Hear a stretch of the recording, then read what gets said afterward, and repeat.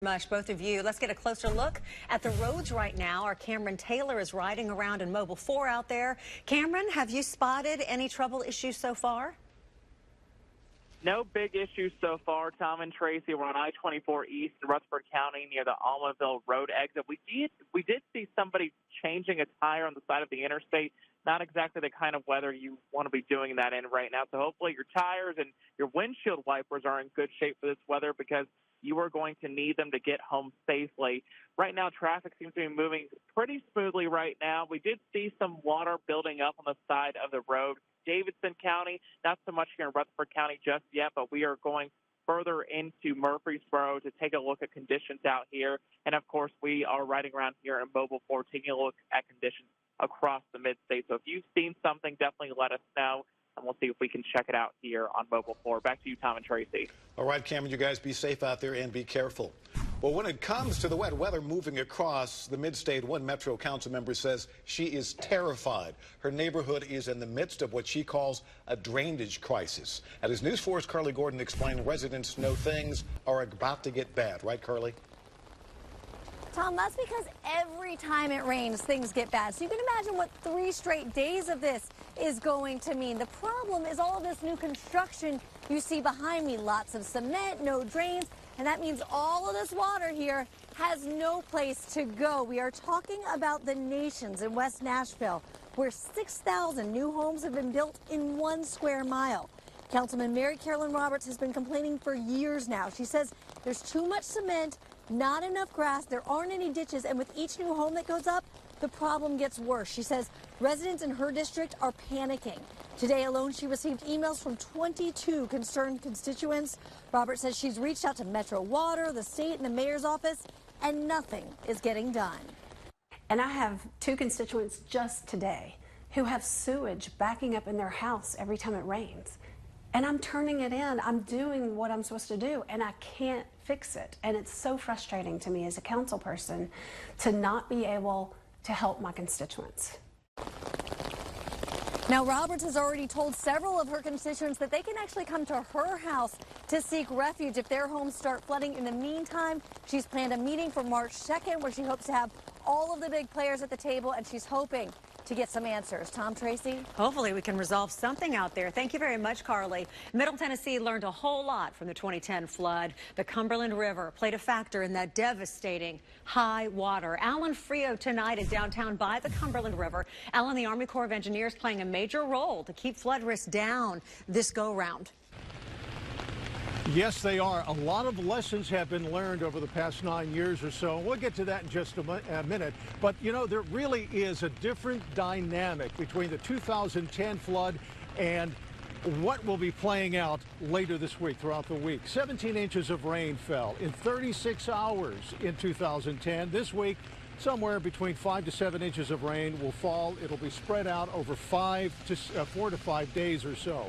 It's a lot of rain, there's no doubt about that, but that's where the Army Corps of Engineers comes in to keep the Cumberland River from flooding.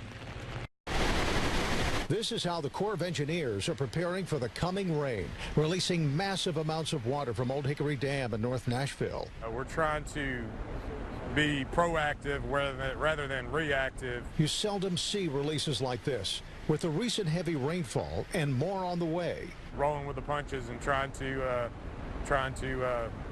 make sure we're having as least impact to the city of Nashville and the public as possible. Miles away, keeping a close watch over 10 dams in the Corps' Situation Room downtown are engineers and hydrologists. This is where we'd like to be this time of year. It's a delicate balancing act. When to release water downstream or when to hold it can have a pretty big impact on the Cumberland River, as well as the creeks that empty into the river. All a matter of timing. It's a balance between releasing water ahead of time and potentially having more water in the river when the rainfall comes. That has the possibility to make matters worse as far as flooding in local areas or flooding downstream. And then holding water back in our reservoirs, we have a certain amount of storage in our reservoirs. So depending on when we hold that water back determines how much storage we can utilize and when. Look at the orange coloring on this computer-generated map. It indicates how much flood storage is available at a dam before they have to release water into the Cumberland. They want to see as much flood storage as possible before the heavy rain begins. Right now, there is a pretty good current on the Cumberland River, and you may be able to see it here in this picture. That means water may still be released downstream by the Army Corps of Engineers. Right now, the river is at about 33.5 feet, maybe a little higher with the recent rains. The flood level is at 40 feet. Back to you guys. We are counting on them to do the right thing. Alan Frio, thank you very much. We told you about a consistent flooding problem along Murfreesboro Pike. Well, we're now hearing from TDOT on what they are doing to fix the issues. This section of Murfreesboro Pike near Briley Parkway is prone to flooding. We reported last year TDOT workers began digging up the road for new drainage equipment. This is part of a $4.2 million road improvement project. Well, a few months later in October, utility issues prevented the contractor from opening the new drainage system. So now, a year later, the problem still has not been fixed.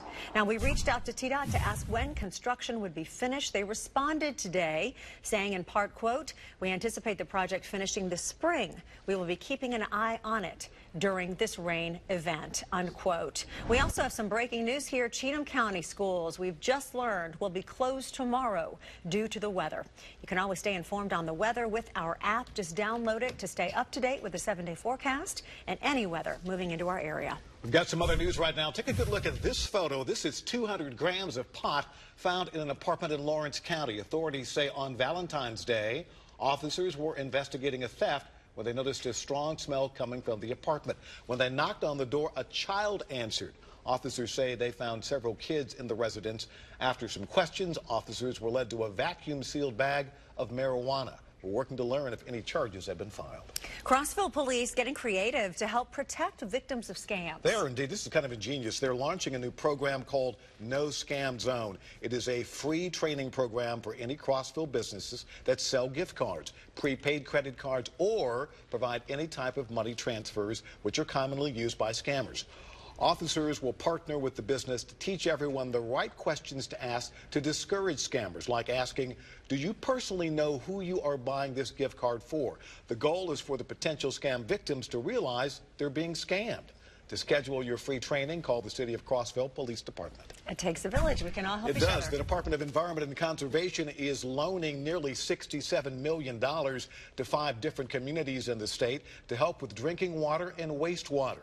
Officials announced Chattanooga, Cleveland, Humboldt, Memphis, and Springfield will all get help to improve their infrastructure. $66.8 million will be split up into low-interest loans for the communities. Stay with us right now. TDOT working to make sure water does not overwhelm the city in the next few days with so much rain hitting our area. We're going to show you the simple way how.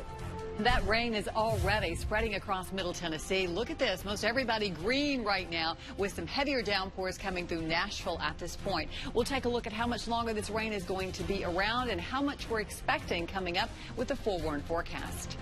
Well, you just heard Lisa say it. Flooding is expected all over the state, which means crews are on overdrive to prepare. We're going to show you what they're doing in East Tennessee to be ready for even more rain.